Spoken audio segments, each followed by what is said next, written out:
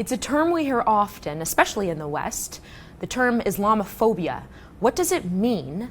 What are its origins? And how has it been used to silence critics of political Islam? For that, we turn to Dr. Tony Costa, a professor of world religions. Dr. Costa, it's great to see you again. Let's start there. What is Islamophobia? Well, the word Islamophobia is a term that was first coined in the early 1990s by a Muslim Brotherhood front group known as the International Institute of Islamic Thought.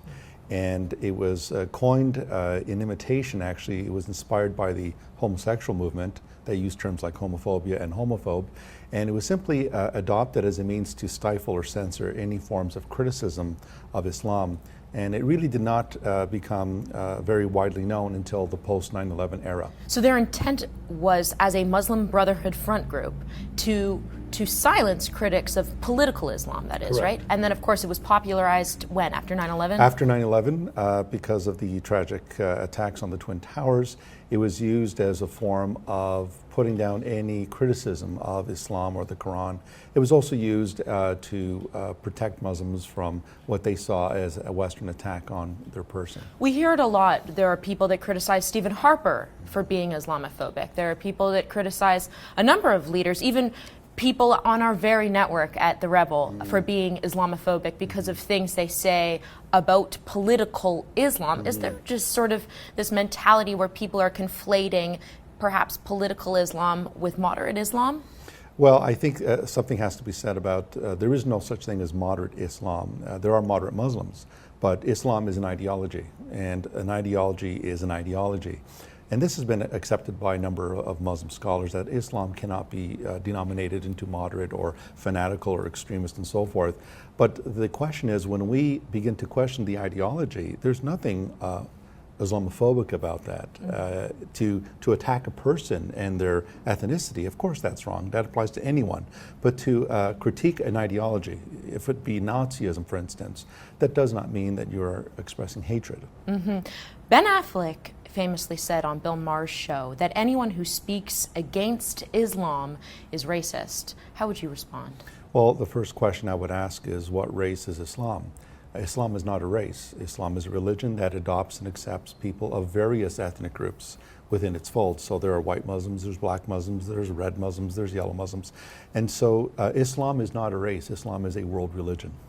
You know, I would say that I think I have a rational fear of political Islam, specifically the Wahhabi and Salafi strains that put down women, that treat women differently from men, that stone people for whatever, they have no rights. Right. I would argue I have a rational fear. Absolutely. So would that be, I mean, is that Islamophobia? Islamophobic? No, it can't be Islamophobic because a phobia by definition is an irrational fear of something. You know, I am particularly vexed though when that type of term, say, is applied to me. I imagine this conversation will be pegged as Islamophobic.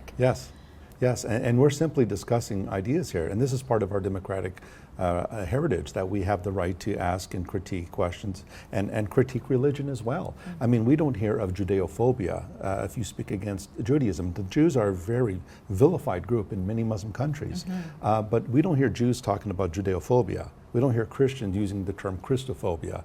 If you attack Christianity, you're a Christophobe, you're bad. Well, we don't hear that. But whenever these words are used, you will always notice they're meant to stifle and stop and censor any form of criticism, and that's a dangerous thing. But let me play devil's advocate here. When someone, you know, there are people inevitably in the West that will tweet things, or they'll write online, blow up this mosque or whatever. You know, what is that then? That would be hatred towards Right. someone, but that's not a phobia. To hate someone, whether they're, I don't care who they are, whether they're Muslims, Jews, Christians, Buddhists, Sikhs, whatever it may be, that is hatred towards an identifiable group. And of course, we have laws in Canada, hate crime laws, that are put in place to protect people from those crimes. But Islamophobia is a different bird altogether. Right. You know, while I have you here, I can't have you leave without talking about the latest events regarding ISIL. Just last week, we saw a video that was released by ISIL, of them drowning prisoners in a cage, blowing them up. You know, what do you make of the war so far and the effort to combat this horrible group?